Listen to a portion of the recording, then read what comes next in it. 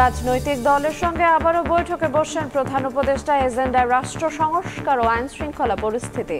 শনিবার থেকে সংলাপ শুরু, জানালেন প্রেস সচিব।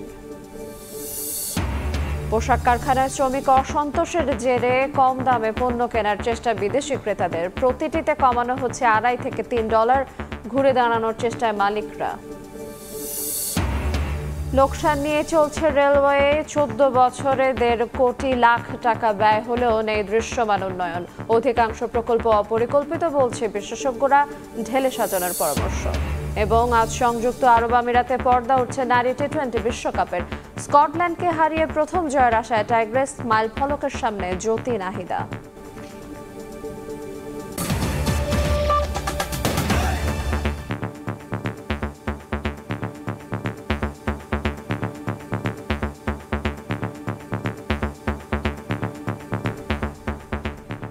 দেখছিলেন শিরোনাম। ভোরের সময়ের সঙ্গে আছে আইরিন আয়াত। এদিকে লেবাননে ইসরায়েলের অব্যাহত হামলায় বাড়িঘর ছেড়ে চরম মানবেতর দিন পার করছেন প্রবাসী বাংলাদেশিরা। দক্ষিণাঞ্চল ছেড়ে গেছেন অনেকে। নিরাপদ আশ্রয়ের অভাবে খোলা আকাশের নিচে অবস্থান নিয়েছেন বেশিরভাগ মানুষ। বাংলাদেশি কমিউনিটি উদ্যোগে তৈরি করা অস্থায়ী কেন্দ্রে আশ্রয় নিয়েছেন 2,500-এরও বেশি প্রবাসী। যুদ্ধের আঁচে পড়ছেন লেবাননে থাকা প্রবাসী বাংলাদেশিরা। রাত কাটাচ্ছেন খোলা আকাশের নিচে। দখলদার বাহিনীর অব্যাহত হামলায় লেবাননের দক্ষিণাঞ্চল ছেড়ে গেছেন অসংখ্য বাংলাদেশি। হামলার খবরে এক কাপড়ে বাসা থেকে বের হয়েছেন অনেকে। সঙ্গে কোনো অর্থ না থাকায় দুর্ভোগ পৌঁছেছে চরমে। লেবাননে মানবিক সংগঠন যারা আছেন সবাই আশ্রয় কেন্দ্র খুলে সকলকে আশ্রয় দিয়েছেন এবং সকলেরই একটা দাবি অন্তর্বর্তী সরকারের কাছে যে কিভাবে বাংলাদেশে নেওয়া যায়। পূর্ববর্তী সরকারের কাছে একটাই দাবি জানানো, অতি শীঘ্রই যাতে এদেরকে দেশে নেওয়ার ব্যবস্থা করে এবং এদেরকে যাতে একটু খাবার এবং থাকার জায়গা একটু ব্যবস্থা করে। এটাই। এবং বাংলাদেশ ছাপারাও আমাদের এখানে আসছে দেখা করতে। তারা যতটুকু সম্ভব পারছে সহযোগিতা করছে। মহিলা, শিশু, বাচ্চা সহ আমরা প্রায় 3 শতাধিক বাঙালিকে আমরা আশ্রয় দেওয়া সক্ষম হয়েছি। এর ধারাবাহিকতা আমি আমাদের বিজনেস কমিউনিটি হেল্প করতেছেন। এর পাশাপাশি বাংলাদেশ ছাপারাও আমাদের পাশে দাঁড়াইছেন। আমি বাংলাদেশ ছাপারার মাধ্যমে বাংলাদেশ ডক্টর ইউনূস স্যারের কাছে আকুল আবেদন করছি এই প্রবাসীদেরকে অতি দ্রুত যেন দেশে নিয়ে যায়। লেবাননের বিভিন্ন জায়গায় বাংলাদেশ কমিউনিটির ব্যক্তিগত উদ্যোগে অস্থায়ী আশ্রয় কেন্দ্র তৈরি করা হয়েছে, যেখানে অবস্থান করছে 2,500-এরও বেশি প্রবাসী। তাদের থাকা খাওয়ার ব্যবস্থা সহ সব সহযোগিতা করছে কমিউনিটির সদস্যরা। প্রবাসীরা যারা আছে তারা কেউ অসহায় নয়। তারা কিন্তু বাংলাদেশে হাজার হাজার রেমিটেন্স পাঠিয়েছে। তো সেই উপলক্ষে আপনারা সবাই অন্তর্বর্তী যারা সরকার আছেন আপনাদের কাছে প্রবাসীদের একটা আবেদন যেন বিশেষ বিমানে বাংলাদেশে প্রেরণ করা হয় তাদেরকে। আমাদের সাধ্য মোতাবেক চেষ্টা করতেছি এই সকল অসহায় বাংলাদেশিদেরকে নিরাপদ আশ্রয় দেওয়া। তার ধারাবাহিকতায় এখানে একটি আশ্রয় কেন্দ্র আমরা পুনর্বাসন করেছি এবং তাদের থাকা বাসস্থান এবং সরকারের সহযোগিতা কামনা করছি। এদিকে প্রবাসী বাংলাদেশিদের এই আশ্রয় কেন্দ্রগুলো পরিদর্শন করেন বৈরুত দূতাবাসের শ্রম সচিব আনোয়ার হোসেন। এ সময় যে কোনো জরুরি পরিস্থিতিতে প্রস্তুত থাকতে পরামর্শ দিয়েছেন তিনি। সাদিয়া তাসনিম, সময় সংবাদ। ইসরায়েলে চালানো ইরানের নজিরবিহীন হামলায় থমথমে মধ্যপ্রাচ্য। নিরাপত্তার স্বার্থে লেবানন থেকে নিজ দেশের নাগরিকদের সরিয়ে নিতে উঠে পড়ে লেগেছে ইতালি, পোল্যান্ড, পর্তুগাল সহ ইউরোপের বিভিন্ন দেশ। তালিকা রয়েছে ব্রিটেন, যুক্তরাষ্ট্র। এদিকে হামলাকে কেন্দ্র করে ফ্লাইট বাতিলের হিড়িক পড়েছে ইরানে। ইসরায়েলে নজিরবিহীন হামলার জেরে উত্তপ্ত মধ্যপ্রাচ্যের পরিস্থিতি। যে কোনো সময় যুদ্ধ বেঁধে যাওয়ার আশঙ্কায় লেবানন থেকে নিজ বাসিন্দাদের সরিয়ে নিচ্ছে বিশ্বের বিভিন্ন দেশ। বৈরুতের দূতাবাস থেকে কূটনৈতিক কর্মী কমিয়ে নিরাপত্তা বাহিনী বাড়িয়েছে ইতালি। একই পথে হাঁটছে পোল্যান্ডও। নিজ বাসিন্দাদের লেবানন ছাড়তে পরিবহন ব্যবস্থার কথা জানিয়েছে ওয়ারশ।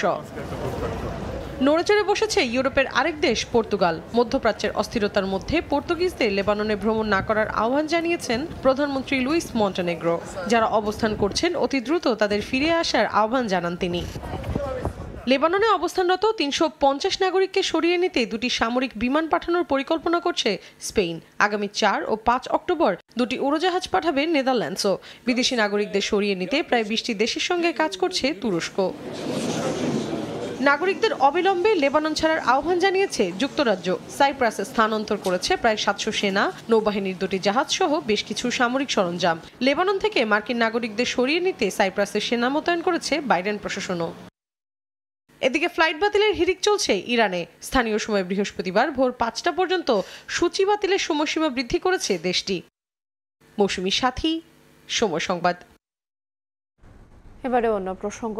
শনিবার থেকে আবারও রাজনৈতিক দলগুলোর সঙ্গে সংলাপে বসছে অন্তর্বর্তী সরকার।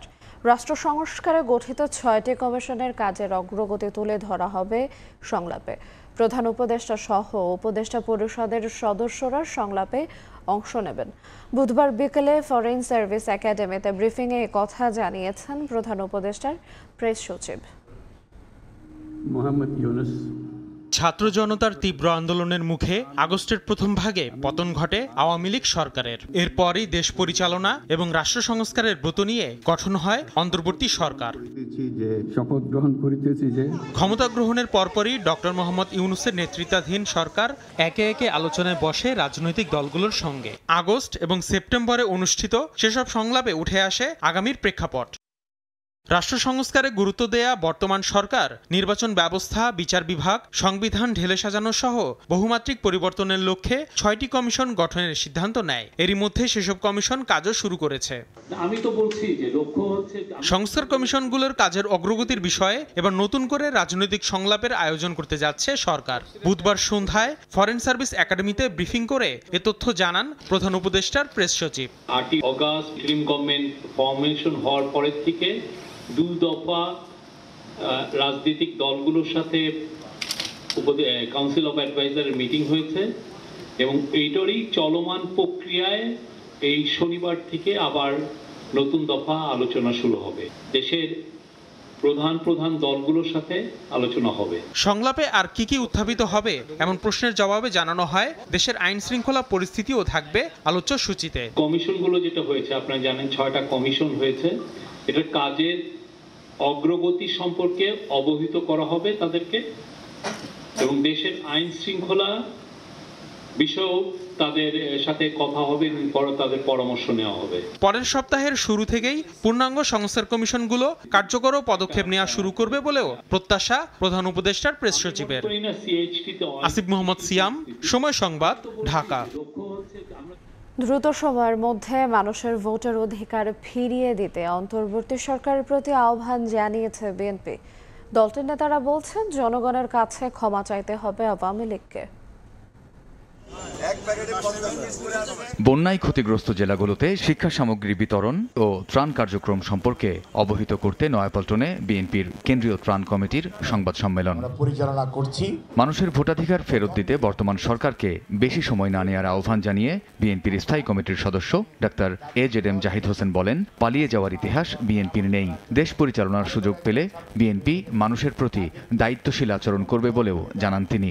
দেশের মানুষকে ফেলে পালিয়ে যাওয়ার ইতিহাস বিএনপির নাই। আগামী দিনেও যদি জনগণের সমর্থন পায় বিএনপি ইনশাআল্লাহ দেশ শাসন করবে। কাজে বিএনপি দায়িত্বশীল আচরণ করবে। প্রায় 2 মাস এই সরকারের বয়স হতে চলছে। অন্তর্বর্তীকালীন সরকার দেশ পরিচালনা করছে। তারা তাদের যে কাঙ্ক্ষিত লক্ষ্য অর্থাৎ মানুষের ভোটাধিকার সেইগুলো যাতে যত দ্রুততার সম্ভব রিইনস্টেট হয়। এদিন জাতীয় প্রেস ক্লাবে প্রতিবাদ সভায় অংশ নিয়ে বেগম খালেদা জিয়ার উপদেষ্টা জয়নুল আবদিন ফারুক বলেন, দিনের ভোট রাতে করে ক্ষমতায় যেতে চায় না বিএনপি। তারেক রহমানের মামলা এখনো প্রত্যাহার না হওয়ায় ক্ষোভ জানান এই নেতা। তারেক রহমানের মামলা কেন এখনো প্রত্যাহার হলো না? বাংলাদেশের মানুষ চায় তারেক রহমান দেশে আসুক। তারেক রহমান বলেছে, আমি দিনের ভোট রাতে করে ক্ষমতায় যেতে চাই না, আমি সিলমারা ভোটে বাংলাদেশের প্রধানমন্ত্রী হতে চাই না। ক্ষমা চাওয়া ছাড়া দেশে আর কোনোদিন আওয়ামী লীগ রাজনীতি করতে পারবে না বলেও মন্তব্য করেন বিএনপি নেতারা। আগে ক্ষমা চান, আশা সারেন্ডার করেন। কামরুজ্জামান মামুন, সময় সংবাদ, ঢাকা। এবারের আন্দোলন ছিনতাই হলে দেশকে চরম মূল্য দিতে হবে, এমন মন্তব্য করে নির্বাচন সংস্কার কমিশনের প্রধান ডক্টর বদিউল আলম মজুমদার বলেছেন, সুফল পেতে হলে রাজনৈতিক সংস্কৃতি পরিবর্তন করতে হবে। বুধবার দুপুরে প্রেস ক্লাবে জাতীয় জরিপে বাংলাদেশের অন্তর্বর্তী সরকারের কাছে নাগরিক প্রত্যাশার বিষয়ে সেমিনারে তিনি বলেন, নির্বাচন ও সুশাসন প্রতিষ্ঠায় সুপারিশ দেয়া হবে। সে অনুযায়ী সরকার রাজনৈতিক দলগুলোর সঙ্গে আলোচনা করে নির্বাচনের দিনক্ষণ ঠিক করতে পারে। সেমিনারে SIPG সারা দেশের 1869 জনের মতামত জরিপ প্রকাশ করে। জরিপের ফলে দেখা যায় 96% মানুষ প্রধানমন্ত্রীর মেয়াদ সীমিত করার সমর্থন করেন, 46% রায় দেয় সংবিধান সংস্কার এবং 16% অংশগ্রহণকারী সংবিধান নতুন তৈরি করার পক্ষে।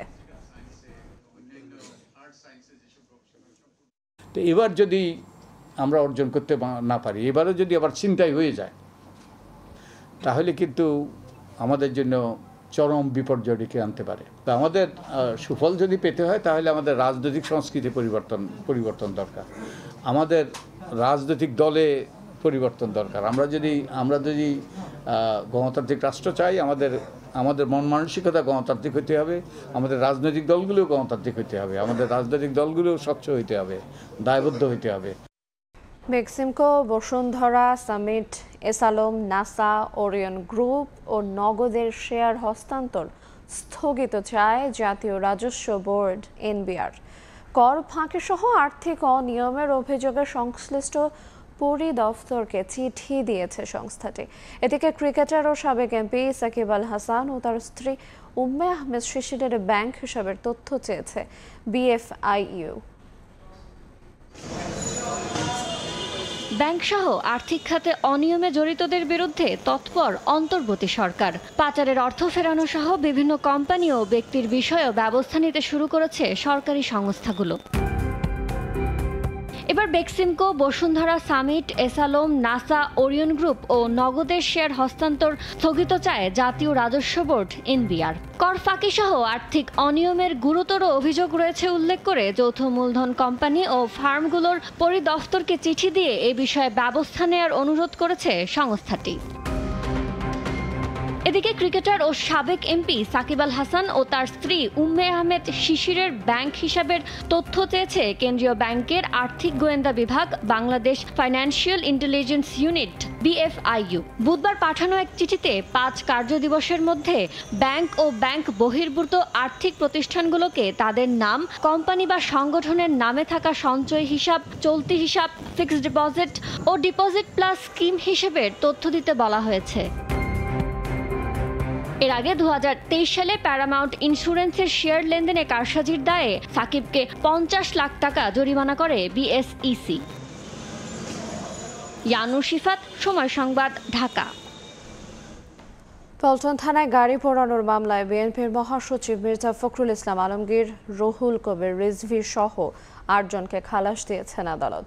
ঢাকার মুখ্য মহানগর হাকিম আদালতে মামলাটির শুনানি হয়। এ সময় মামলা থেকে তাদের খালাস দেন জিয়াদুর রহমানের আদালত। পরে আইনজীবী বলেন, 2012 সালে ময়লার গাড়ি পোড়ানোর ঘটনায় পল্টন থানার একটি মামলায় দীর্ঘ 12 বছর পর খালাস পেলেন আসামিরা। মামলার মোট আসামি ছিলেন 9 জন, তাদের মধ্যে একজন মারা গেছেন।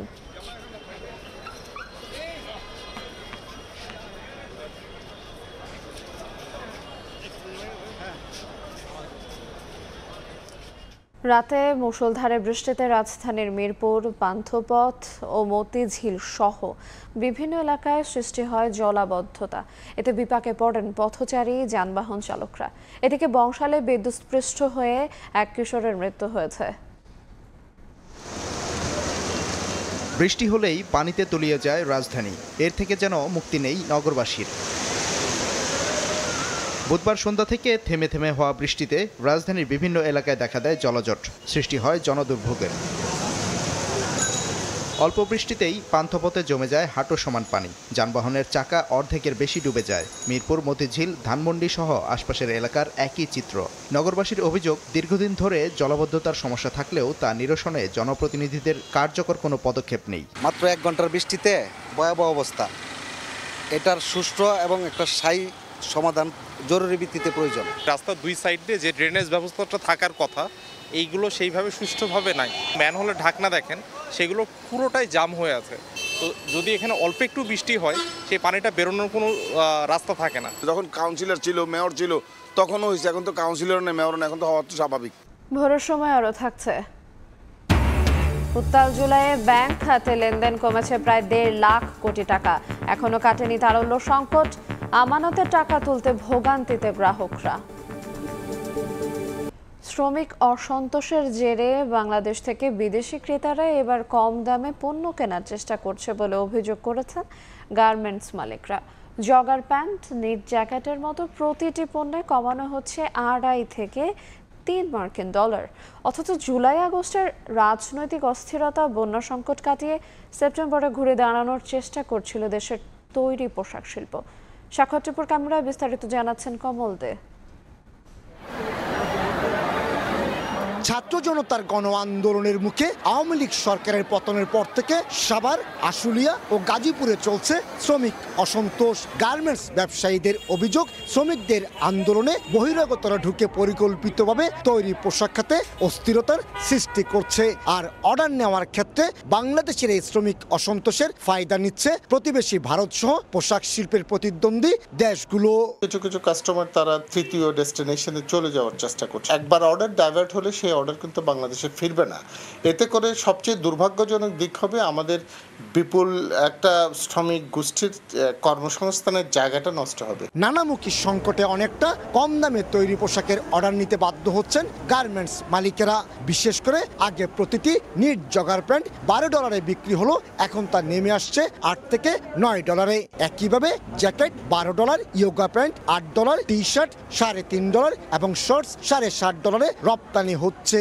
মিনিমাম 25% কম সিএম অফার করছে বায়াররা। এটি গ্লোবাল ডিমান্ড কমে যাওয়া প্লাস আমাদের যে ম্যানুফ্যাকচারিং ইউনিটগুলো আছে তাদের পর্যাপ্ত অর্ডার না থাকায় আমরা কম প্রাইসে এই অর্ডার নিতে বাধ্য হচ্ছি, ভয়ানক প্রতিযোগিতার সম্মুখীন হচ্ছি এবং এই প্রাইসে কাজটা আসলে কন্টিনিউ করা আমাদের জন্য খুব দুরূহ হয়ে পড়ছে।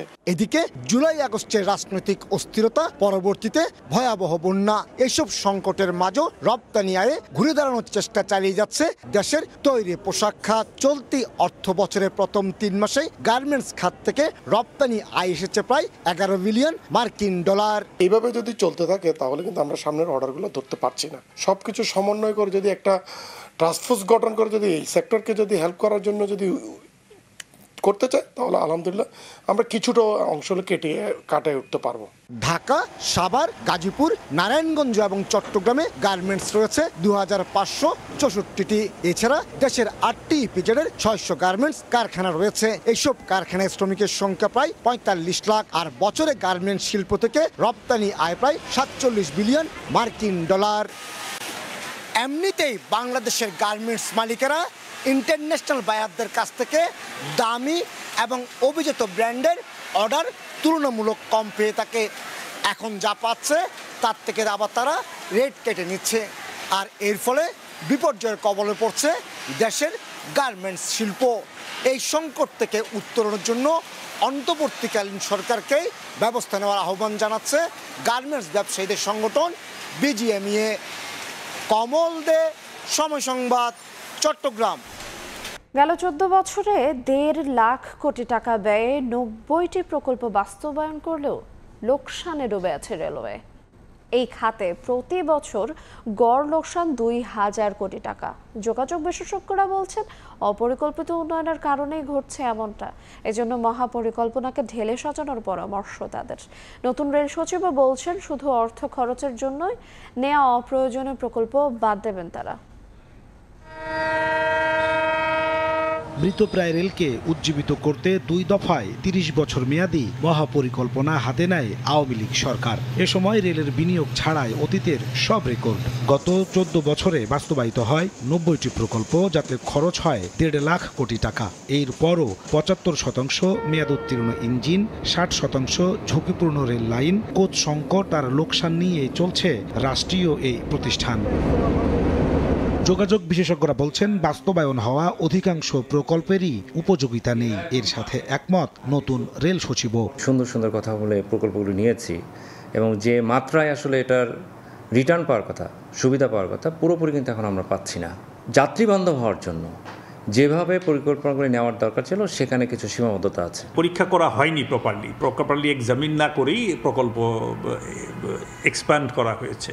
মহাপরিকল্পনার অংশ হিসেবে 2045 সালের মধ্যে ভোলা বাদে সব জেলাতে করা হবে রেল লাইন সম্প্রসারণ। বিদ্যমান সকল মিটার গেজ লাইনকে ডুয়েল গেজে রূপান্তর করা হবে। অন্যদিকে 4500 কোচ আর 5000 ওয়াগন কেনার পরিকল্পনা রেলের। যোগাযোগ বিশেষজ্ঞরা বলছেন এগুলো বাস্তবায়ন করতে শুধু অবকাঠামোগত উন্নয়নকেই প্রাধান্য দেওয়া হয়েছে।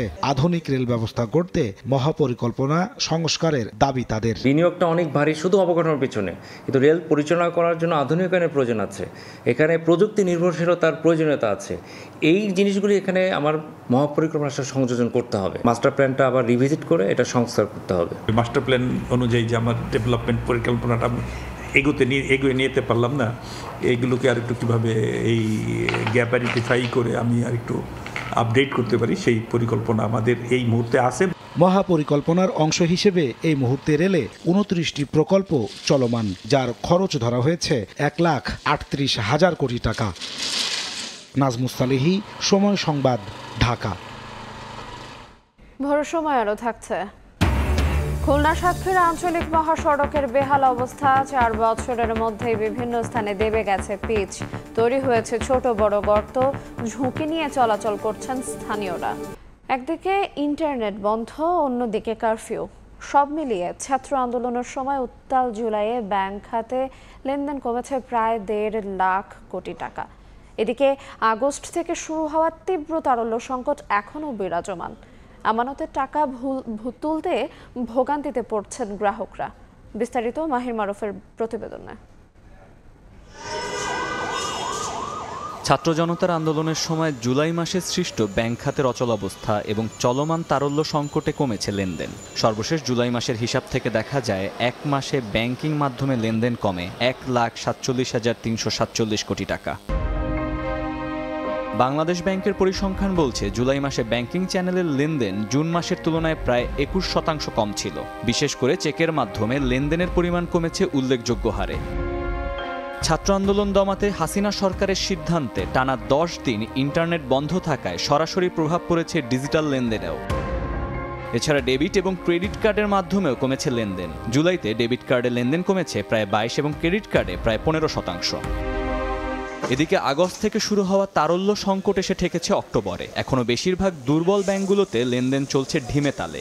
কোনো ব্যাংকে 10,000 টাকা তুলতেও পোহাতে হচ্ছে ভোগান্তি। গ্রাহকদের রোষানল থেকে বাঁচতে গেট লাগিয়ে চালাতে হচ্ছে ব্যাংকিং কার্যক্রম। বাংলাদেশ সাপোর্ট না পাওয়ায় দেওয়া খুব কষ্ট হচ্ছে। তারপর যদি সম্ভব হয় কিছু 5,000 10,000 এইভাবে যদি সম্ভব পারি আর কি, সেভাবে বড় ধরনের কিছু দেওয়া আমাদের হচ্ছে না। ব্যাংক খাতে লেনদেন স্বাভাবিক করতে দুর্বল ব্যাংকগুলোকে সবল ব্যাংক থেকে টাকা ধার নেয়ার ব্যবস্থা করেছে কেন্দ্রীয় ব্যাংক। দ্রুত তারল্য সহায়তা দেয়া না হলে ব্যাংক খাতের লেনদেনে গ্রাহকদের আস্থা কমবে বলে শঙ্কা ব্যাংকারদের। সাম্প্রতিক বছরগুলোতে ব্যাংকিং সেক্টরে যে লুটপাটের ঘটনা ঘটেছে, যে দুর্বৃত্তায়ন হয়েছে, দুনিয়ার ইতিহাসে এই ধরনের দুর্বৃত্তায়নের দ্বিতীয় নজির নাই। আমাদের এখানে প্রায় ধরেন 30 লাখ গ্রাহকের সমস্ত ডিপোজিট গিয়ে জমা হয়েছে 200 লোকের কাছে। ডিপোজিটরদের আস্থা যদি ঠিক থাকে তাহলে আমাদের কাছে ডিপোজিট ঘুরে আসবে, লক্ষ লক্ষ মানুষ আমাদের সাথে যোগ দেবেন এবং এই সম্পদ ধারণ করার জন্য এখানে একটা যোগ্য জনশক্তি আছে। তবে এসব শঙ্কার মধ্যেও রয়েছে সম্ভাবনার হাতছানি। কেন্দ্রীয় ব্যাংকের কাঠামোগত সিদ্ধান্ত কার্যকর হলে ব্যাংক খাতে দৃশ্যমান সুফল আসবে বলে মনে করেন খাত সংশ্লিষ্টরা। মহির মারুফ, সময় সংবাদ, ঢাকা। এদিকে চাহিদা অনুযায়ী দুর্বল 4 ব্যাংকে 945 কোটি টাকার তারল্য সহায়তা দিয়েছে কয়েকটি সবল ব্যাংক। বাংলাদেশ ব্যাংকের মুখপাত্র জানান, এর মধ্যে ফার্স্ট সিকিউরিটি ইসলামী ব্যাংক পেয়েছে 300 কোটি টাকা, যা দিয়েছে সিটি মিউচুয়াল ট্রাস্ট ও ডাচ বাংলা ব্যাংক। প্রায় একই পরিমাণে তারল্য সহায়তা পেয়েছে সোশ্যাল ইসলামী ব্যাংক। এই ব্যাংকটিকে সহায়তা দিয়েছে সিটি ও Mutual Trust Bank. National Bank তারল্য সহায়তা নিয়েছে সিটি, মিউচুয়াল ট্রাস্ট ও বেঙ্গল কমার্শিয়ালের কাছ থেকে। ইস্টার্ন সহ কয়েকটি কাছ থেকে তারল্য সহায়তা নিয়েছে গ্লোবাল ইসলামী ব্যাংক। বিষয়টিকে ইতিবাচক হিসেবে দেখছেন আর্থিক খাতের গবেষণা প্রতিষ্ঠান র্যাপিডের চেয়ারম্যান মোহাম্মদ আব্দুর রাজ্জাক।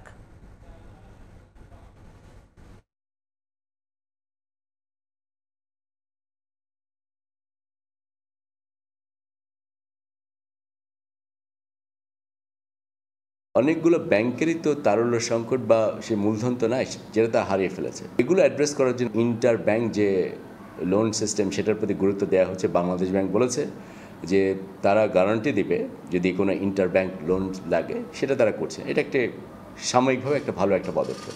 5 আগস্ট দেশের রাজনৈতিক পট পরিবর্তনের পর আত্মগোপনে বাগেরহাট খাদ্য বিভাগের বেশিরভাগ ডিলার। এতে ওএমএস এর পণ্য বিক্রি নিয়ে সৃষ্টি হয়েছে জটিলতা। পৌরসভার একটি স্থান থেকে বিক্রি করায় ভোগান্তিতে পৌরবাসী, এমনকি চাহিদা অনুযায়ী পণ্য মিলছে না বলে অভিযোগ উঠেছে। কর্তৃপক্ষ বলছে নতুন নীতিমালা হলে সমাধান হবে সব সংকটের। আলী আকবর টুটুলের পাঠানো তথ্য এবং আমনুল ইসলামের ছবি নিয়ে রিপোর্ট। কম দামে খাদ্যপণ্য কিনতে ভোর থেকে দীর্ঘ সারি। 6টা থেকে কার্যক্রম শুরু হলে একে একে সবাই সংগ্রহ করছে চাল ও আটা। ছাত্র জনতার অভ্যুত্থানের পর আত্মগোপনে চলে যায় বাগেরহাট খাদ্য বিভাগের বেশিরভাগ ডিলার। এ কারণে ওএমএস এর চাল বিতরণ নিয়ে সৃষ্টি হয়েছে জটিলতা। শুধু খাদ্য বিভাগের গোডাউন থেকে খাদ্যপণ্য বিক্রি করায় ভোগান্তিতে পৌরবাসী, এমনকি চাহিদা অনুযায়ী পণ্য মিলছে না বলেও অভিযোগ উঠেছে। শীঘ্রই নতুন ডিলার নিয়োগ দিয়ে প্রতিটি ওয়ার্ডে ওএমএস এর খাদ্যপণ্য বিক্রির দাবি ভোক্তাদের। ভোর 6টায় আইছি আর এখন পর্যন্ত আছে একটা বাসা কামও হারতে পারবো না, আর এই 4:30 হারা দিন যায়।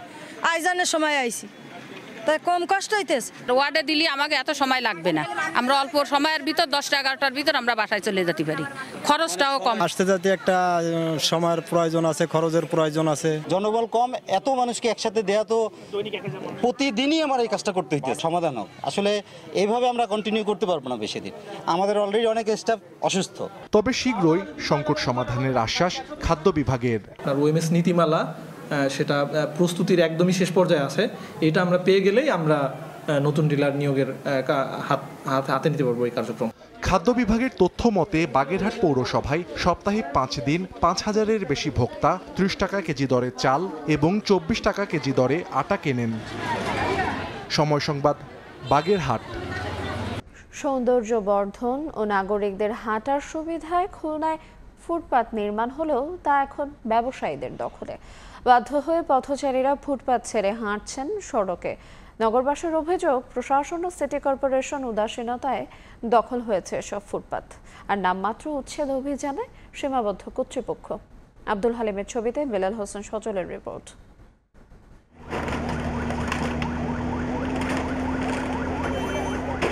খুলনা নগরীর লোয়ার যশোর রোডের একটি দোকানের মালামাল জব্দ করছে সিটি কর্পোরেশনের কর্মচারীরা। বারবার সতর্ক করার পরও কর্তৃপক্ষকে বৃদ্ধাঙ্গুলি দেখিয়ে ফুটপাত দখল করে চলছিল ব্যবসা। এই প্রবণতা যেন নগর জুড়ে। যানজট নিরসন, সৌন্দর্য বর্ধন ও পথচারীদের হাঁটার জন্য ফুটপাত নির্মাণ হলেও এখন তা ব্যবসায়ী ও স্থানীয়দের দখলে। ফুটপাতের ওপর নির্মাণ সামগ্রীর স্তূপ, দোকানপাট, ব্যবসা বাণিজ্য সবকিছুই যেন নিয়মে পরিণত হয়েছে। 1,38 লাখ টাকা ব্যয়ে 2021 সালে নগরীর কিলে রোডের 2 ধারে নির্মাণ করা হয় ড্রেন ও ফুটপাত। ফুটপাত নির্মাণের পর থেকেই স্থানীয়দের দখলের কারণে কাঙ্ক্ষিত সুবিধা পাচ্ছেন না নগরবাসী। নগরবাসীর অভিযোগ, সাময়িক এই অভিযানে মাঝে মাঝে উচ্ছেদ হলেও আবারও পুনরাবৃত্তি হচ্ছে বারবার। তারা চান স্থায়ী সমাধান। এই জায়গাটা সবসময় 2 সাইডে দোকানদার যাই থাকে, ফুটপাতে দোকানদার, সব দোকানদার। আগের থেকে এদের সতর্ক করে দেয় অনেক সময়, হ্যাঁ এরা উঠে যাচ্ছে, আবার যখন এটা চলে যাচ্ছে 1 দিন বা 2 দিন পরে আবার। যে কাজ করব সেটা একবারই করতে হবে এবং পরিকল্পনা মাফিক করতে হবে। ফুটপাতে দীর্ঘদিন যাবত আছে, তাদেরও একটা ব্যবস্থা করতে হবে। তারা কোথায় যাবে? আমাকে ভ্যানে যেতে না, সাধারণ পাবলিক বাইতে যায়, লোকের সাথে গ্যাঞ্জাম বাঁধে, রাস্তা ক্লিয়ার থাকবে, পাবলিকও যেতে পারবে। সঠিকভাবে মেনটেন করা, পুলিশ যাতে এখানে একটু ভালো করে ডিউটি করে। নাগরিক সমাজের প্রতিনিধিরা বলছেন, সিটি কর্পোরেশন সহ সংশ্লিষ্ট দফতরের উদাসীনতায় কোটি টাকার এই ফুটপাতের সুফল থেকে বঞ্চিত নগরবাসী। নিয়মিত অভিযান পরিচালনার মধ্যে যদি আইনের আওতায় আনা যায়, যদি জরিমানা করা যায়, যদি শাস্তির আওতায় আনা যায়, কারাদণ্ডের ব্যবস্থা করা যায় প্রচলিত আইন অনুযায়ী, তাহলে আমাদের মনে হয় যে এটা সম্ভব। ফুটপাত ও অবৈধ স্থাপনা দখলমুক্ত রাখতে অভিযান অব্যাহত থাকবে বলে জানান সিটি কর্পোরেশনের এই কর্মকর্তা। ব্যবসায়ী সমিতিগুলোর নির্লিপ্ততা, অদূরদর্শিতার কারণে আজকে শুধু এককভাবে সিটি কর্পোরেশনের উপরে এই দায়গুলো চলে আসতেছে। নগরবাসীর স্বার্থে এই কাজগুলো চলমান থাকবে। আপনার যতক্ষণ পর্যন্ত আমরা এই কার্যক্রম শেষ প্রান্ত পর্যন্ত না যেতে পারবো এই কাজে। নগরীর ড্রেনেজ ব্যবস্থার উন্নয়ন ও ফুটপাত নির্মাণের 823 কোটি টাকার প্রকল্পের কাজ 2019 সালের জানুয়ারি মাসে শুরু হয়, যা এখনও চলমান। 2025 সালের 30 জুন শেষ হওয়ার কথা রয়েছে। বেলাল হোসেন সজল, সময় সংবাদ, খুলনা। কয়েক দফার ভারী বর্ষণে যশোরের 3 উপজেলায় সৃষ্টি হয় জলাবদ্ধতা। এতে ক্ষতিগ্রস্ত হয় কৃষি ও মৎস্য খাত। সংশ্লিষ্ট বিভাগের তথ্য মতে ক্ষতির পরিমাণ 236 কোটি টাকা। জুয়েল মৃধার পাঠানো তথ্য ও আবুল কালাম আজাদের ছবি নিয়ে রিপোর্ট।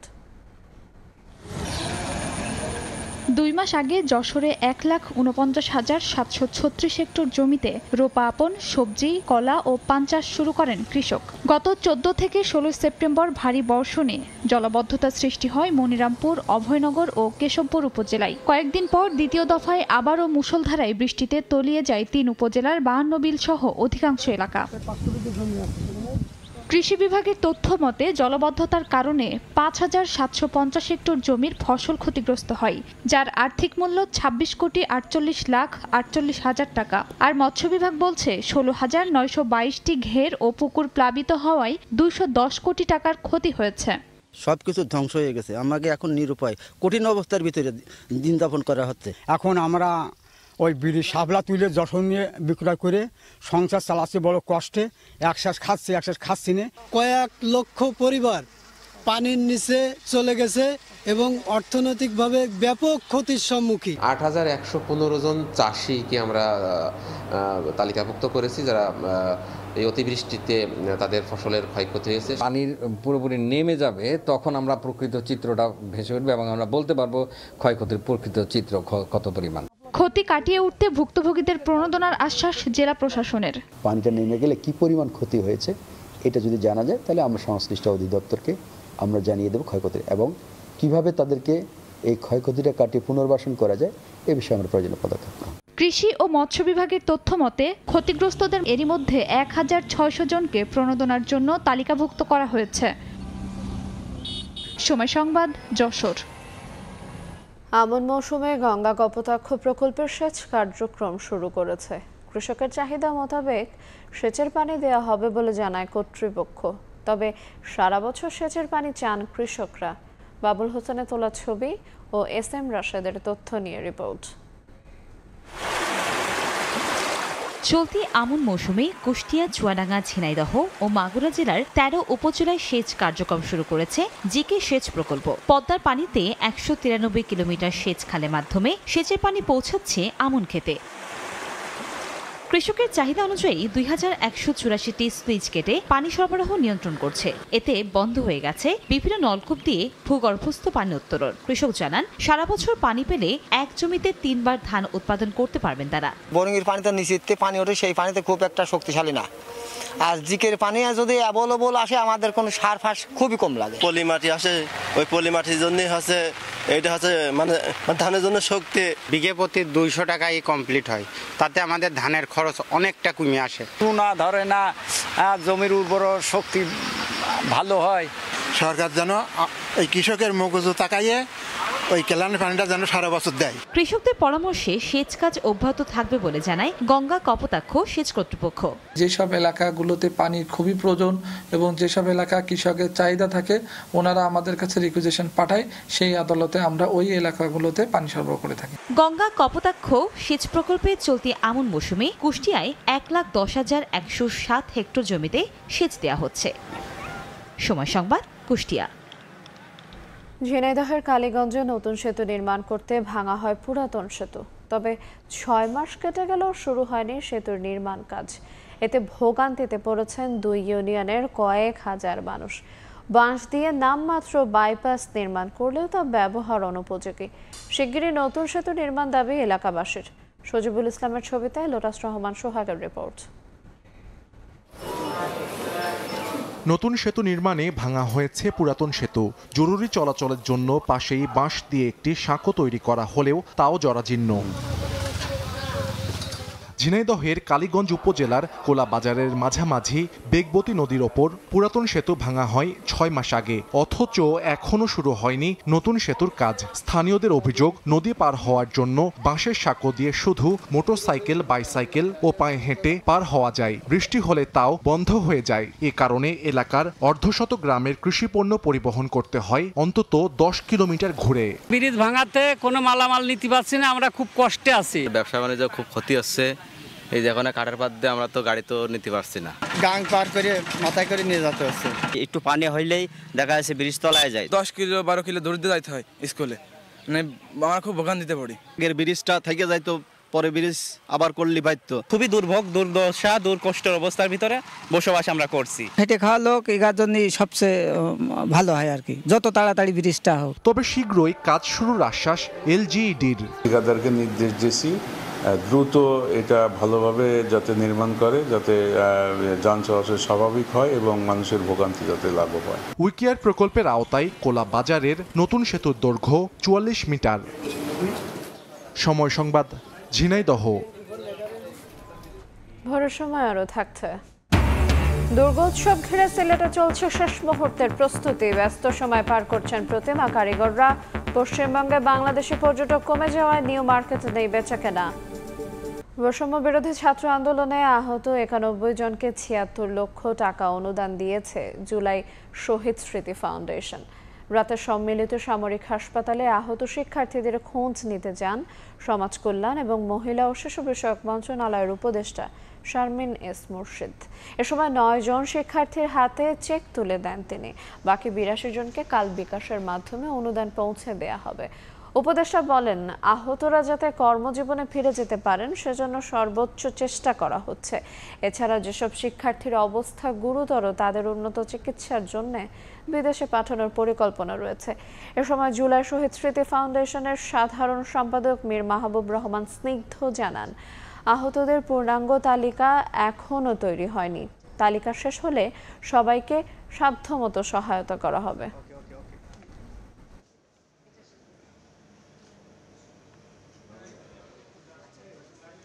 এখনও পরিপূর্ণ আহতদের লিস্টটা কমপ্লিট হয়নি, এখনও এটা নিয়ে কাজ চলতেছে। তো আমরা এখন যেটা করতেছি, আমরা বিভিন্ন হসপিটালগুলোতে যাচ্ছি এবং হসপিটালগুলো থেকে আমরা লিস্টগুলো কালেক্ট করতেছি ম্যানুয়ালি।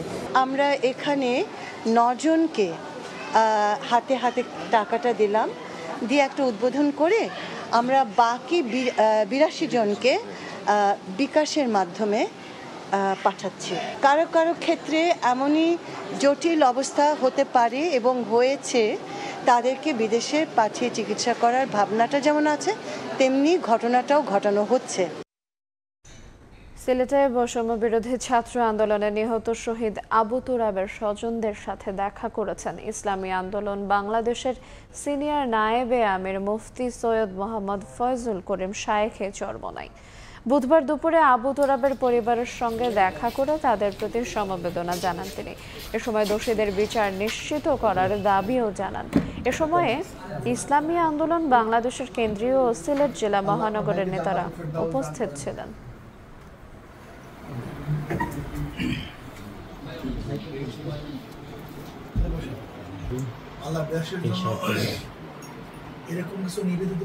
বগুড়ায় আর্মি মেডিকেল কলেজ হাসপাতালের নির্মাণাধীন বহুতল ভবনের ভিত্তিপ্রস্তর স্থাপন করেছেন সেনাপ্রধান জেনারেল ওয়াকারুজ্জামান।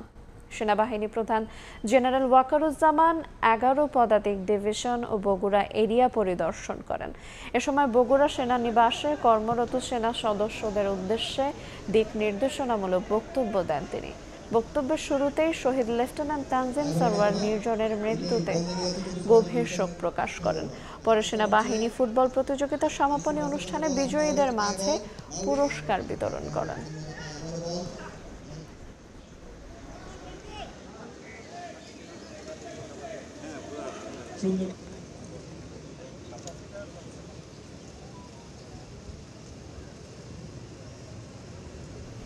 সিলেটে অন্তর্বর্তীকালীন সরকার কর্তৃক গঠিত বাংলাদেশের বিদ্যমান অর্থনৈতিক অবস্থার শ্বেতপত্র প্রণয়ন কমিটির প্রথম আঞ্চলিক মতবিনিময় সভা অনুষ্ঠিত হয়েছে। বুধবার বিকেলে নগরীর একটি অভিজাত হোটেলে মতবিনিময় সভা অনুষ্ঠিত হয়। সভায় সিলেটের বিভিন্ন সেক্টরের 300 অংশীজন অংশ নেন।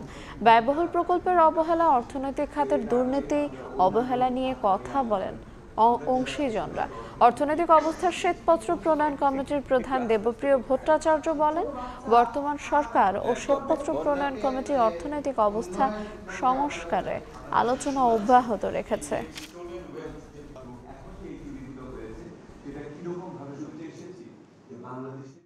বাংলাদেশে কিভাবে আমাদের যারা সরকারি কর্মচারী ছিলেন তারা কিভাবে ব্যবসায়ী হয়ে গেলেন এবং সেই সরকারি কর্মচারীরা ব্যবসায়ী থেকে কিভাবে রাজনীতিবিদ হয়েছেন, অপরদিকে কিভাবে ব্যবসায়ীরা ক্রমান্বয়ে রাজনীতিবিদ হয়েছেন আর রাজনীতিবিদরা কেমন করে ব্যবসায়ী হয়ে গেছেন, এই আলোচনাটাও এসেছে। কিন্তু শেষ বিচারে সবাই বলেছেন কোথায় যেন এখনও ভীতি বিদ্যমান, কোথায় যেন একটা আস্থার সংকট রয়েছে।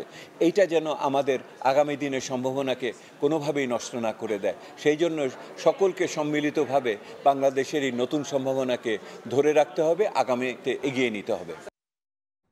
আশুলিয়ার বার্ডস গ্রুপের 4টে শিল্প প্রতিষ্ঠানের শ্রমিকের পাওনা পরিশোধ করা হবে আগামী বুধবার।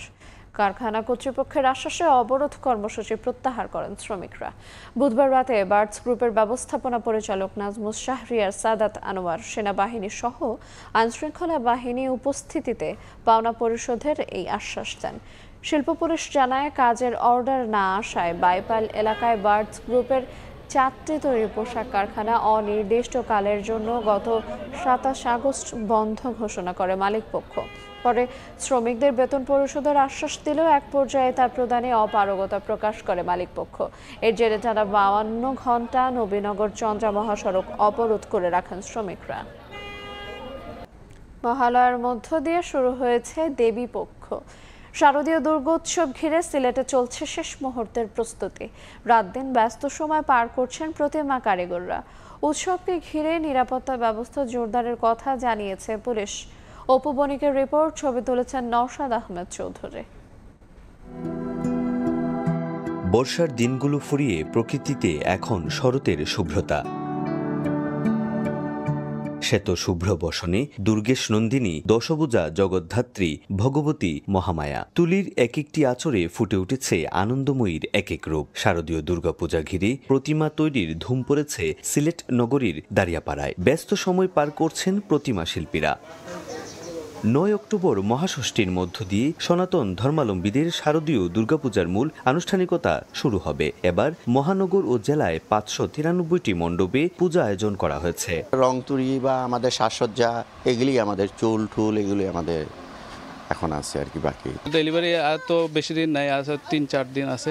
তা আমরা এর ভিতরে কাজটা শেষ করে ফেলবো। যতগুলো পুজো হতো সব পুজোগুলোই হচ্ছে। শেষ পর্যায়ে যে তোমাকে আমরা নিয়ে যাব, সাজসজ্জার কাজও মোটামুটি এগিয়ে চলেছে প্যান্ডেলে প্যান্ডেলে। প্রত্যেক মন্দিরে যারা মন্দির এখন প্রস্তুত করতেছে, গেট তৈরি করতেছে, সব জায়গায় আমাদের নিরাপত্তা আছে। জাঁকজমকপূর্ণ ও উৎসব মুখরভাবে পূজা উদযাপনের আশা আয়োজকদের। অনুষ্ঠান নির্বিঘ্ন করতে ব্যাপক নিরাপত্তা ব্যবস্থা জোরদারের কথা জানায় পুলিশ। সুন্দর ও সুশৃঙ্খলভাবে পূজা করতে পারে, প্রশাসনিক নিরাপত্তা ওনারা আমাদেরকে কথা দিচ্ছেন। সিলেট মহানগরীতে শঙ্কার কোনো কারণ নেই। 6টা স্তরে এখানে আমাদের নিরাপত্তার যে পরিকল্পনা আছে, সিসি ক্যামেরা, আইপি ক্যামেরা ব্যবস্থা থাকবে। ধ্বনিত হচ্ছে আগমনীর আনন্দময়ী বার্তা। তাই বাধাহীন শারদীয় দুর্গাপূজায় মেতে উঠবেন সনাতনীরা। দেবী দুর্গার আগমনের মধ্য দিয়েই সকল ধরনের অপশক্তির বিনাশ হবে, এমনটাই প্রত্যাশা করছেন সনাতন ধর্মাবলম্বীরা। অপু বণিক, সময় সংবাদ, সিলেট।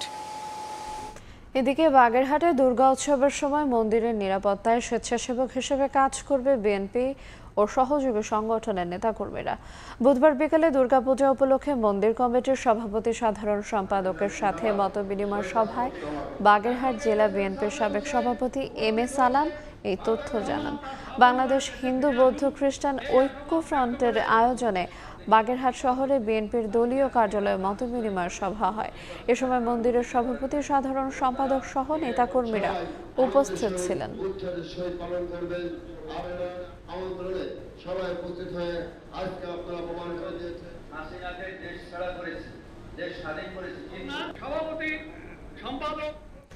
আরজিকর কাণ্ড ও বাংলাদেশি পর্যটক কমে যাওয়ায় কলকাতায় প্রভাব পড়েছে পূজার কেনাকাটায়। মহালয়ার পর থেকে পশ্চিমবঙ্গ জুড়ে শুরু হয় দুর্গাপূজার কেনাকাটা। তবে এবার কলকাতার নিউ মার্কেট এলাকায় নেই তেমন কোনো ব্যস্ততা। পূজার ব্যবসায় বড় সড় ধাক্কা খাচ্ছেন ব্যবসায়ীরা। বিস্তারিত জানাচ্ছেন সুব্রত আচার্য, ছবি তুলেছেন বিশ্বজিৎ দাস। বুধবার ভোর থেকেই শুরু হয় দেবীপক্ষ। মা দুর্গা আসার আগে এই মুহূর্তে নতুন জামা কাপড় কেনার ধুম পড়ে যায় পশ্চিমবঙ্গে। রাস্তাঘাট দোকানে বাড়তে থাকে ক্রেতাদের ভিড়। তবে এবার পূজার বাজারে চিত্র ভিন্ন। গতবারের তুলনায় ভিড় কম, বিক্রিতেও তেমন ছন্দ নেই বলে জানান বিক্রেতারা। তাদের দাবি, আরজিকর কাণ্ডের প্রতিবাদে প্রভাব পড়েছে বাজারে। বাংলাদেশি পর্যটক কমে যাওয়ায় ভাটা পড়েছে বিক্রিতে। বাংলাদেশি না আসাতে লোকাল কিছু আমাদের এখন বিয়ে বাড়ি আছে, সামনে পুজো আছে, তো লোকাল যারা আসছে একটু ওদের এটা প্রভাবটা আছে। শপিং এবারে খুব একটা করিনি, কারণ আমরা তো জাস্টিস ফর আরজিকরের মধ্যে রয়েছি। শপিং খুব একটা করিনি, এই টুকটাক যাদের না দিলেই নয় সেরকম দু একজনের জন্য কেনা। যাকে না দিলে নয় তাকেই দেওয়া। আর মা আসছেন, মাকে তো আমরা একটা দিই পুজোতে, ব্যাস এইটুকুই। এখন আমাদের একটাই চিন্তা, আমাদের জাস্টিস চাই, আর কিচ্ছু চাই না। এবং মা আসছেন, আশা করি আমরা সেখানে সফল হব। কলকাতার নিউ মার্কেট এলাকার লাভ লোকসানের একটি বড় অংশ নির্ভর করে বাংলাদেশ থেকে আসা পর্যটকদের ওপর। তবে সম্প্রতি বাংলাদেশের জন্য ভিসা নীতি কঠিন করেছে দিল্লি। এতে গত 2 মাস ধরে কমেছে পর্যটকের সংখ্যা। যারাও আসছেন তারাও টাকার দাম পড়ে যাওয়ায় নামমাত্র কেনাকাটা করে ফিরছেন নিজ দেশে। গত বছর এই পুজোয় ব্যবসা হয়েছিল প্রায় 50,000 কোটি টাকা।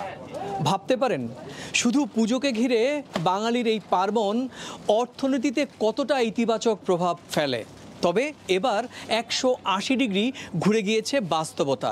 একদিকে বাংলাদেশের চলমান অস্থিরতার কারণে সরাসরি প্রভাব পড়েছে নিউ মার্কেটের অর্থনীতিতে, অন্যদিকে পশ্চিমবঙ্গে আরজিকর কাণ্ড নিয়ে প্রতিবাদে অনেকেই এবার ন্যূনতম শপিং করছেন।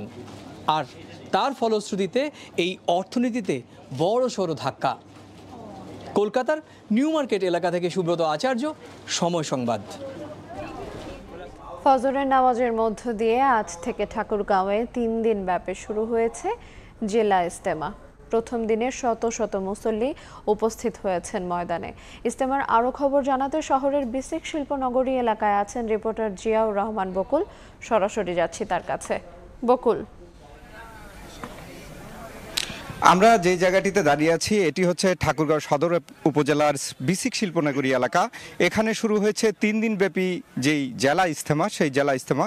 আমরা লক্ষ্য করেছি যে ফজরের নামাজের পর থেকে শত শত মুসল্লি এখানে কিন্তু হাজির হয়েছে।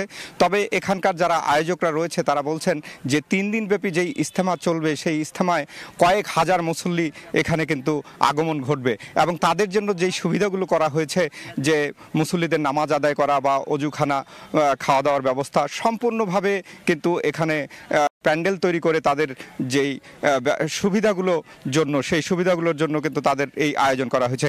আমরা একটু সামনের দিকে যদি একটু যাই এবং কথা বলবো যে এখানকার যে আয়োজকদের একজন, আপনার কাছে আমরা একটু জানতে চাই যে এই যে ইজতেমা, এই ইজতেমায় কারা বয়ান করবেন এবং বাহির দেশ থেকে কেউ আসবেন কিনা, সব মিলে একটু জানাবেন। আমাদের ইজতেমা আলহামদুলিল্লাহ ঢাকা কাকরাইল মসজিদ থেকে কাকরাইলের হজরতরা, হজরত উলামা ইকরামের 12 জনের একটা জামাত আসছে এবং বিদেশি জামাত ইজতেমার জন্য ইন্দোনেশিয়া থেকে 8 জন ইজতেমার বিদেশি মেহমানরা, ওনারাও বয়ান করবে, ওনারা অলরেডি মাঠে উপস্থিত আছে। আর আমাদের ঠাকুরগাঁও জেলা ইজতেমার উদ্দেশ্য হচ্ছে এই পুরা জেলার মধ্যে সমস্ত ধর্মপ্রাণ মুসলমান যাতে এরকম দিনে ভরে চলতে পারে। আর এটা কাকরাইলের নিংরাজিতে হয়, প্রতি 1-2 বছর পর পর মাসরা সাপেক্ষে প্রত্যেক জেলায় জেলা এরকম ইজতেমা হয়। আর এই ইজতেমার উদ্দেশ্য হচ্ছে সমস্ত মুসলমানদেরকে এরকম এক করা, এক প্ল্যাটফর্মে নিয়ে আসা, দিনের পরে চালানোর জন্য আর কি। আর আমাদের এই ইজতেমার সমস্ত ব্যবস্থা আলহামদুলিল্লাহ পরিপূর্ণ হয়েছে। আজকে বাদ ফজরের পর থেকে আম বয়ানের মাধ্যমে আমাদের ইজতেমার আনুষ্ঠানিকতা শুরু হয়েছে। এখন এটা আগামী 3 দিন চলবে ইনশাআল্লাহ। আমাদের আশা করতেছি পুরা ঠাকুরগাঁও এবং আশেপাশের যত জেলা আসে সমস্ত জেলা থেকে ধর্মপ্রাণ মুসলমানরা ইজতেমায় শরীক হবে। অলরেডি আমাদের শত শত এরকম মুসল্লি ইজতেমার মাঠে উপস্থিত হয়েছে এবং আগামী 3 দিন ইজতেমা চলবে ইনশাআল্লাহ। এরকম আগামী শনিবার জোহরের আগে আমাদের এরকম এরকম দোয়া হবে ইনশাআল্লাহ। কাকরাইলের হজরতরা উলামা ইকরাম আখেরি মুনাজাতের মাধ্যমে আমাদের শনিবারের জোহরের আগেই এরকম আমাদের ইজতেমার আনুষ্ঠানিকতা শেষ হবে ইনশাআল্লাহ। ধন্যবাদ আপনাকে। যে বিষয়টি শুনছিলেন যে আগামী শনিবার আখিরি মোনাজাতের মধ্য দিয়ে এই ইজতেমার যে কার্যক্রম সেটি সমাপ্ত ঘটবে। আমরা একটু তারপরও দেখাই যে আজকে যে ফজরের নামাজের পরে যে মুসল্লিরা অংশ নিয়েছে এই ময়দানে, তারা কিন্তু দূর দূরান্ত থেকে এসেছেন এবং তাদের যেই মুসল্লিরা এই বয়ান শুনতে এসছেন বিভিন্ন মৌলানার, সেই কারণেই কিন্তু এখানে উপস্থিত হয়েছেন। তবে সময় যত বাড়বে ততই কিন্তু মুসল্লিরা এখানে হাজির হবে, এমনটি কিন্তু বলছেন যারা এখানকার আয়োজকরা রয়েছে এবং আয়োজক কমিটিরা রয়েছে। তবে পুরো নিরাপত্তার চাদরে ঢাকা রয়েছে এই ইজতেমা ময়দান। কোনো রকম যেন কোনো আইন শৃঙ্খলার বিঘ্ন না ঘটে। পুলিশ প্রশাসনের সাথেও আমরা কথা বলেছি, তারাও যে বিষয়টি বলেছেন যে এই ইজতেমাকে সফল করার জন্য কোনো রকম যেন বিশৃঙ্খলার সৃষ্টি না হয়, সে কারণে বিভিন্ন স্তরের নিরাপত্তা দেওয়া হচ্ছে এবং শনিবার পর্যন্ত এই জেলা ইজতেমা যেন সম্পূর্ণভাবে শান্তিপূর্ণ পরিবেশে শেষ হয়, সেই কারণেই কিন্তু এই নিরাপত্তা জোরদার করা হয়েছে বলে আমাদেরকে নিশ্চিত করেছে। তো এই ছিল আমার কাছ থেকে ঠাকুরগাঁ থেকে সবশেষ ইজতেমার ময়দান থেকে। আমরা সরাসরি যুক্ত ছিলাম ঠাকুরগাঁও থেকে। ভারতের চেন্নাইয়ে স্যামসাংয়ের কারখানার বাইরে আন্দোলন করা 600 কর্মীকে আটক করেছে পুলিশ। 9 সেপ্টেম্বর থেকে 3 দাবি আদায়ের সমাবেশ চালিয়ে আসছিলেন এসব কর্মীরা।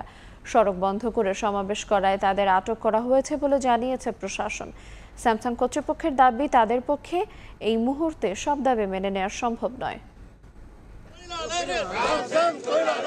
হাতে প্ল্যাকার্ড, কণ্ঠে স্লোগান, দাবি বেতন বৃদ্ধি সহ কর্মস্থলের নিরাপত্তা ও কাজের স্বাভাবিক পরিবেশ নিশ্চিত করা।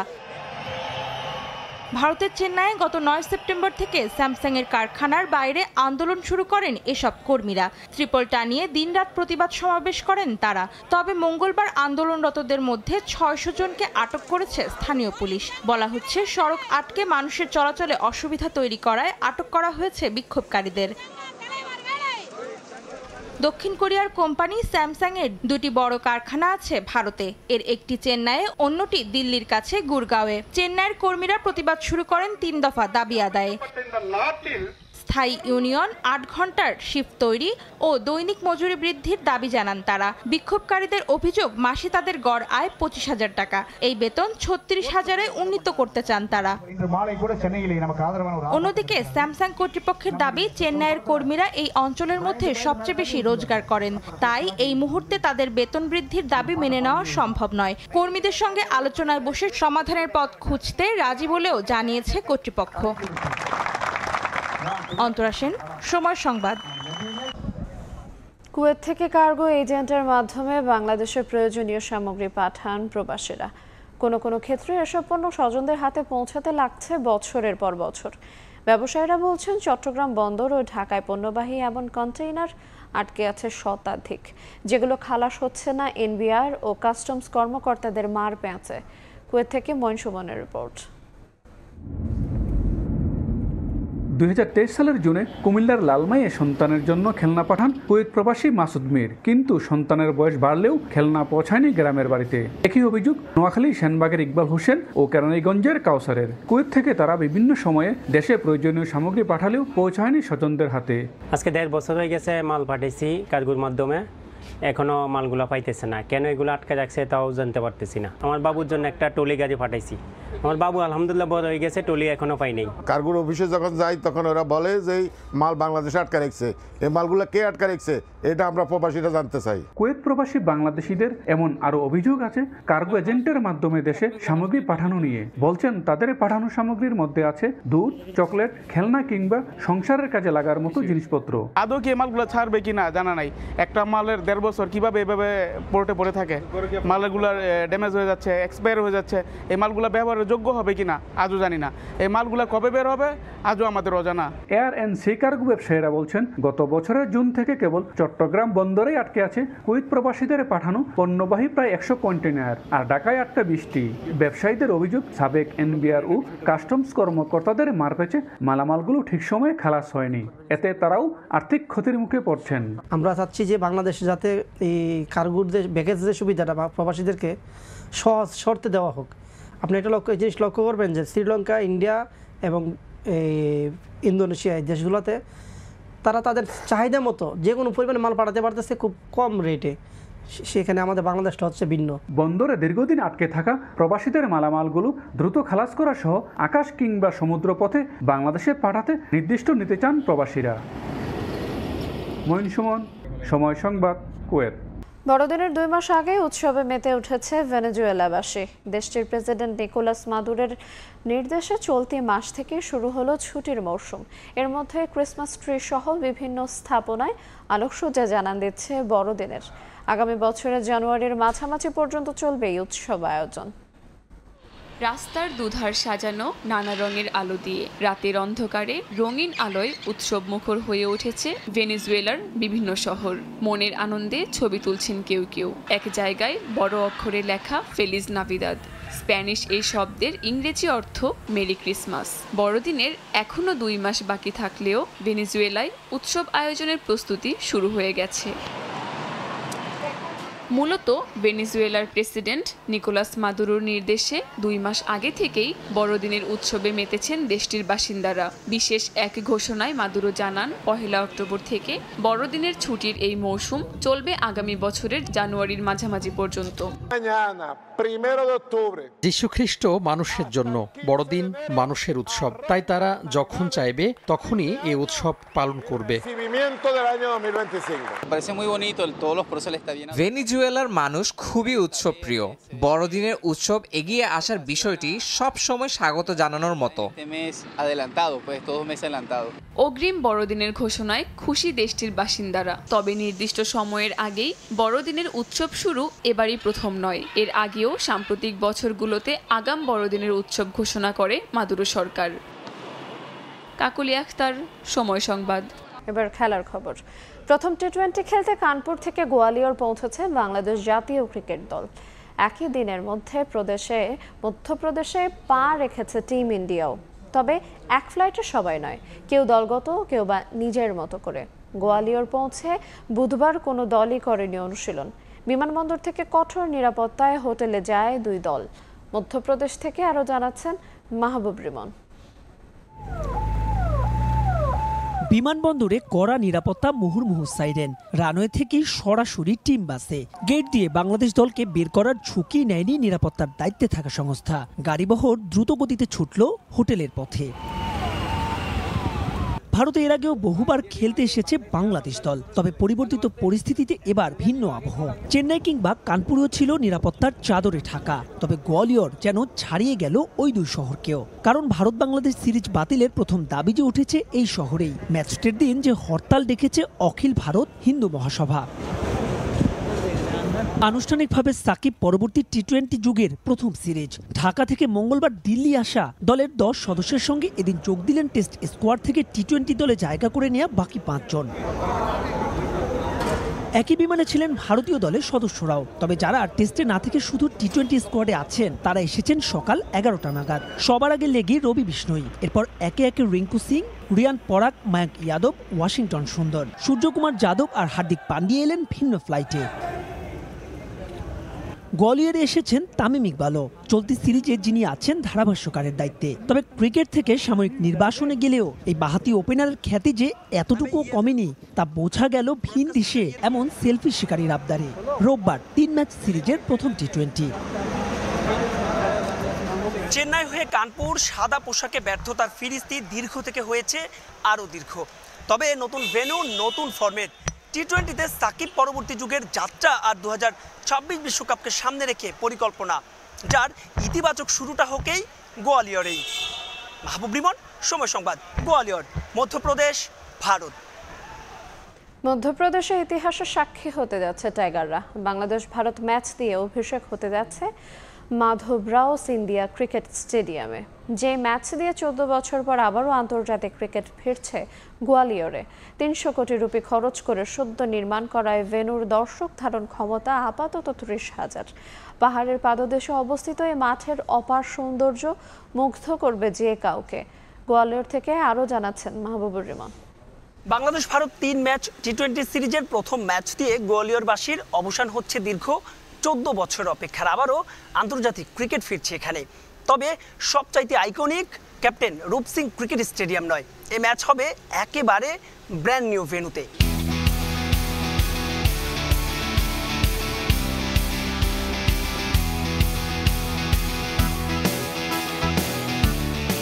আকাশ, পাহাড় আর গ্যালারি, এ যেন অদ্ভুত এক মিতালি। পাহাড়ের বুক চিরে মাথা উঁচু করে ঠায় দাঁড়িয়ে সাক্ষ্য দিচ্ছে নিজের অস্তিত্বের অপেক্ষায় অভিষেকের। ভারতের হৃদয় বলে খ্যাত মধ্যপ্রদেশের হৃদয় আবার গোয়ালিয়র। মাধবরাও সিন্ধিয়া ক্রিকেট স্টেডিয়াম যেন সেই সূর্যেরই প্রতীক। শহর থেকে প্রায় 10 কিলোমিটার দূরে সাবেক বিসিসিআই সভাপতি মাধবরাওয়ের নামে তৈরি করা নতুন স্টেডিয়ামটির কাজ শেষ হয় চলতি বছরই। তবে আপাতত ধারণ ক্ষমতা 30,000, শীঘ্রই দ্বিতল করে তা করা হবে 50,000।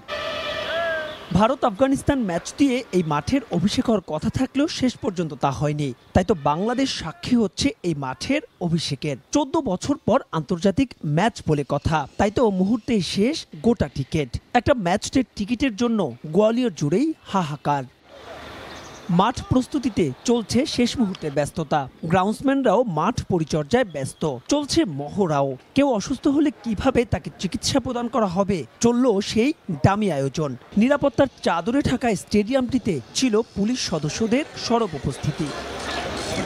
তবে অপার এই সৌন্দর্যের আড়ালেও লুকিয়ে আছে অদ্ভুত এক দুর্বলতা। খুব দ্রুত এই স্টেডিয়ামটির নির্মাণ কাজ শেষ করায় মাঠের পাশ দিয়ে যাওয়া একটি পানি নিষ্কাশন ক্যানেলের পথ আটকে দিয়েছে স্টেডিয়ামটির বাউন্ডারি লাইন। গেল মাসে ভারী বৃষ্টিপাত হওয়ায় পাহাড় থেকে আসা ঢলে ভেঙে যায় স্টেডিয়ামের দেয়াল, পানি ঢুকে পড়ে মূল মাঠে।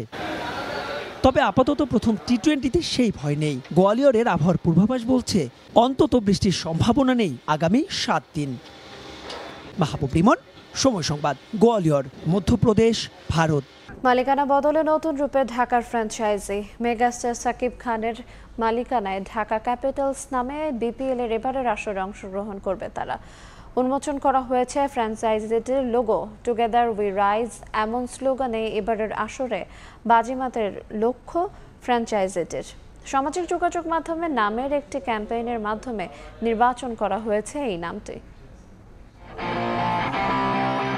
বিপিএলে মালিকানা বদলের দৌড়ে সবচেয়ে এগিয়ে থাকা ফ্র্যাঞ্চাইজিগুলোর মধ্যে একটি ঢাকা। বারবার বদলেছে নাম, বদলেছে মালিকানাও। তবে এবার নতুন রূপে নতুন লক্ষ্য নিয়ে মাঠে নামতে যাচ্ছে ঢাকার ফ্র্যাঞ্চাইজিটি। মালিকানায় এসেছেন ঢাকাই চলচ্চিত্রের মেগাস্টার শাকিব খান।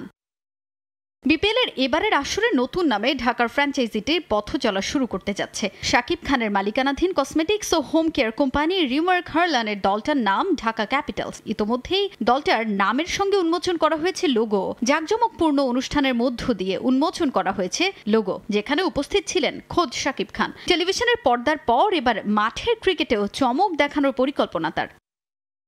কোম্পানিটির হেড অফিসে ঢাকা ক্যাপিটালসের মালিক হিসেবে ফ্র্যাঞ্চাইজিটির লোগো উন্মোচন করেন শাকিব। টুগেদার উই রাইজ স্লোগানে এবার বাজিমাতের লক্ষ্য দলটার। গেল কিছুদিন ধরেই সামাজিক যোগাযোগ মাধ্যম ফেসবুকে চলছিল ফ্র্যাঞ্চাইজিটির নাম নির্বাচনের ক্যাম্পেইন। সেই পোস্টগুলোতে ক্রিকেট প্রেমীদের ব্যাপক আগ্রহ লক্ষ্য করা যায়। তাদের পাঠানো সব নাম থেকে প্রাথমিকভাবে সেরা 3টি নাম বাছাই করা হয়। সেই 3টির মধ্য থেকে একটি নির্বাচনের আহ্বান জানানো হলে জনগণের বিপুল ভোটে নির্বাচিত করা হয় ঢাকা ক্যাপিটালস নামটিকে। যদিও শোনা যাচ্ছিল ঢাকার নবাব নামে এবারের আসরে মাঠে নামবে দলটা। নতুন আঙ্গিকে মাঠে নামার আগে বড় চমকের প্রত্যাশা শাকিব খানের। দেশি বিদেশি খেলোয়াড়ের সম্মেলনে গঠিত দল নিয়ে এবার বাজিমাতের লক্ষ্য তাদের। সমস্ত কল্পনা জল্পনা ফেলে ঢাকা টিম আপনাদের সামনে হাজির হয়েছে। আমি আছি আতিক ফাহাদ, সিইও হিসেবে, আর আমার সাথে আছেন আপনাদের সবার পরিচিত মেগাস্টার সাকিব খান। আমরা সব সময় আপনাদেরকে সাথে নিয়ে এগিয়ে যাওয়ার চেষ্টা করি।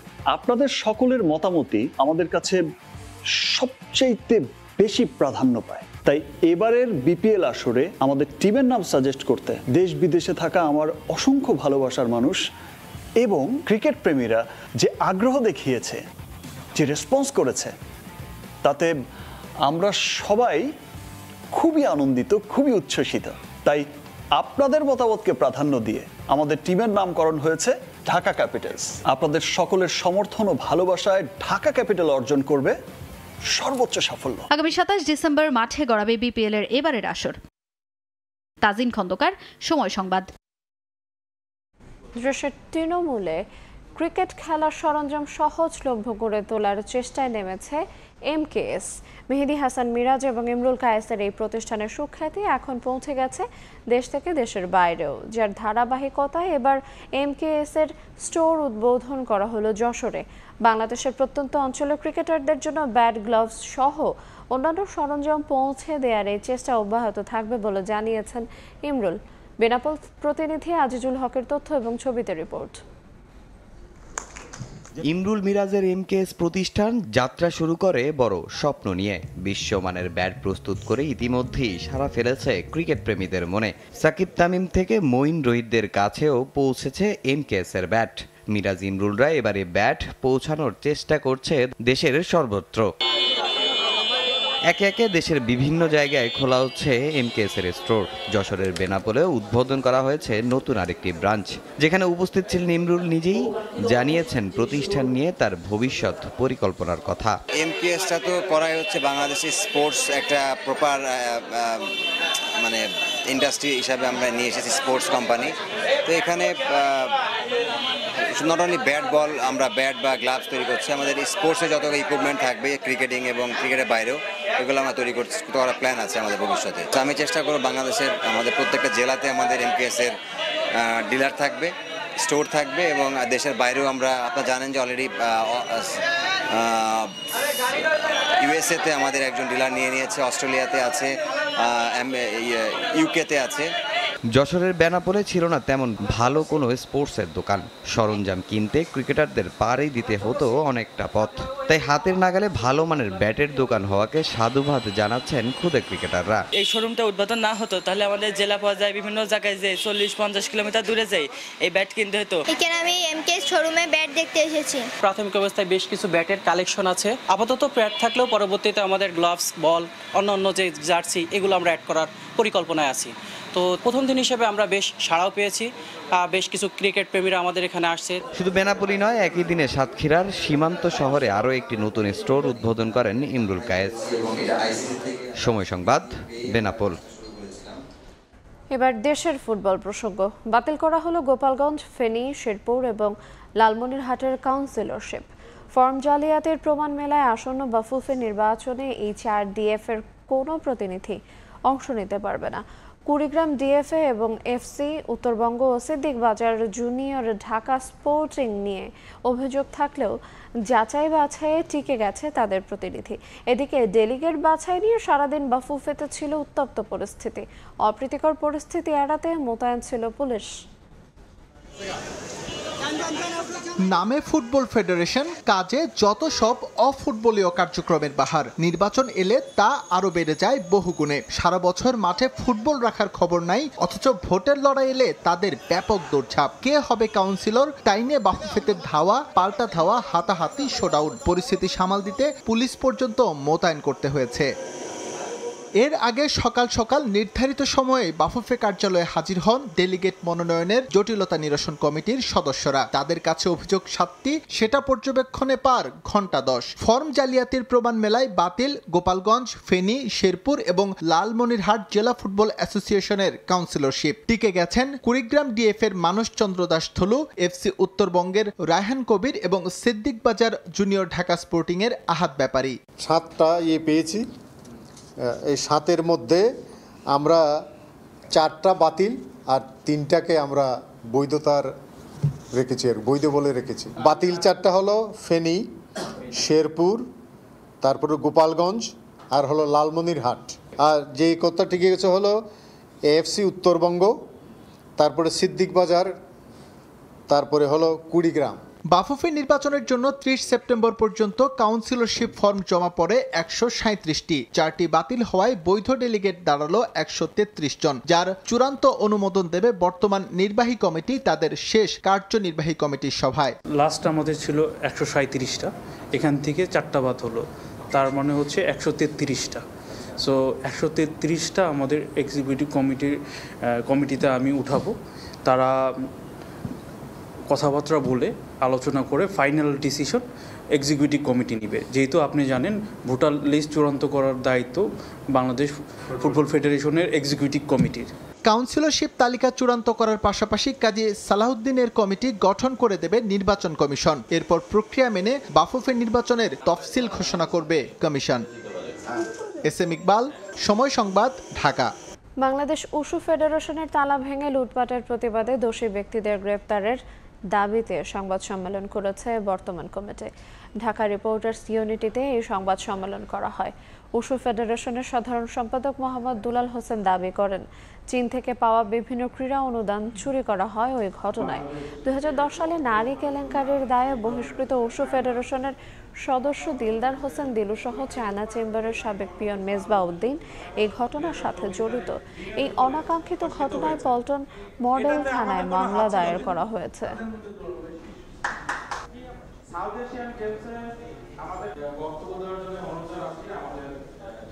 যেখানে আপনারা দেখবেন যে অনেক উল্লেখযোগ্য বড় বড় ফেডারেশন। এ পর্যায়ে শীর্ষ সংবাদগুলো জানিয়ে দেব আরেকবার। রাজনৈতিক দলের সঙ্গে আবারও বৈঠকে বসছেন প্রধান উপদেষ্টা। এজেন্ডায় রাষ্ট্র সংস্কার ও আইন শৃঙ্খলা পরিস্থিতি। শনিবার থেকে শুরু হচ্ছে সংলাপ। পোশাক কারখানায় শ্রমিক অসন্তোষের সুযোগ নিচ্ছেন ক্রেতা। প্রতিটি পণ্যে দাম কমাতে হচ্ছে $2.5 থেকে $3। ঘুরে দাঁড়ানোর চেষ্টায় মালিকরা। 1.5 লাখ কোটি টাকা ব্যয়ের পরও লোকসান নিয়ে চলছে রেল। অধিকাংশ প্রকল্পই ছিল অপরিকল্পিত বলছেন বিশেষজ্ঞরা। ঢেলে সাজানোর পরামর্শ।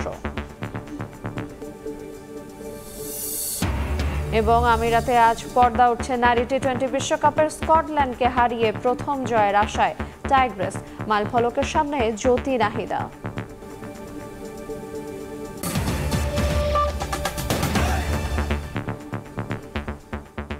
এ ছিল ভোরের সময়। সঙ্গে থাকুন সময়ের।